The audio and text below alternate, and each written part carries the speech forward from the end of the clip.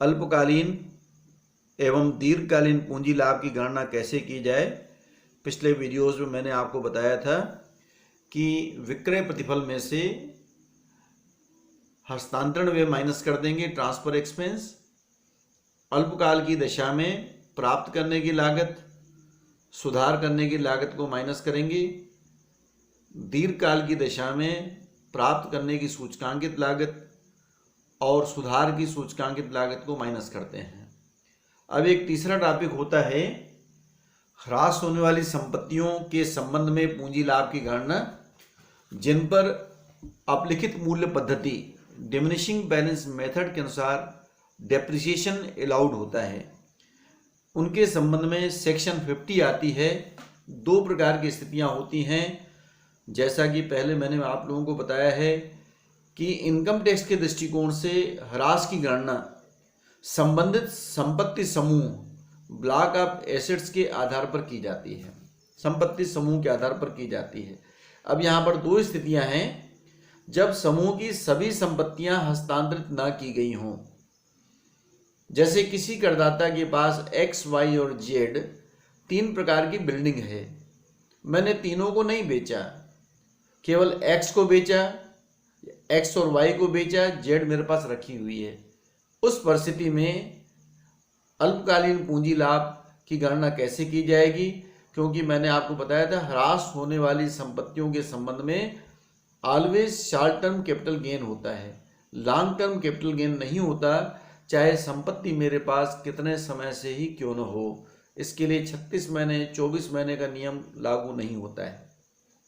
तो जब समूह की सभी संपत्तियां हस्तांतरित न की गई हों, विक्रय प्रतिफल में हस्तांतरण व्यय को माइनस करेंगे और दो चीजें माइनस करेंगे यहाँ पर भी।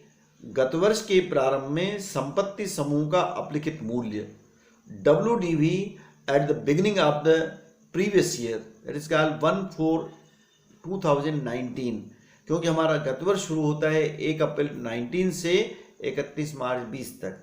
उसी प्रकार गत वर्ष के दौरान यदि कोई हमने संपत्ति क्रय की गई हो तो उसकी एक्चुअल कास्ट ले लेंगे, नई संपत्ति की वास्तविक लागत को भी इसके अंतर्गत माइनस कर देंगे।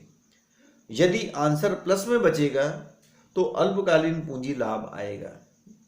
यदि आंसर यहाँ पर प्लस में नहीं आता तो ऐसी परिस्थिति में केवल ह्रास स्वीकृत होता है, यहाँ हानि नहीं होती।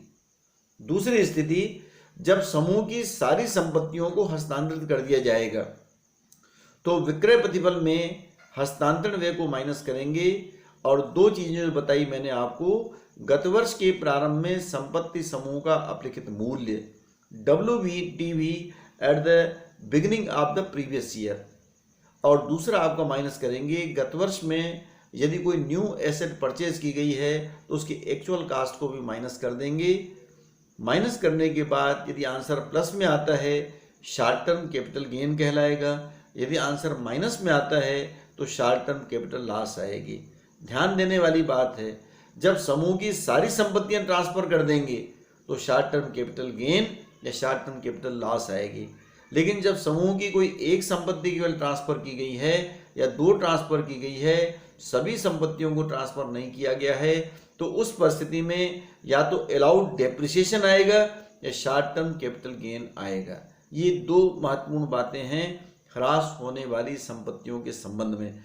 अगले वीडियो में आपको एग्जाम्पल द्वारा इस चीज़ को मैं आपको क्लियर कर रहा हूँ। Thank you.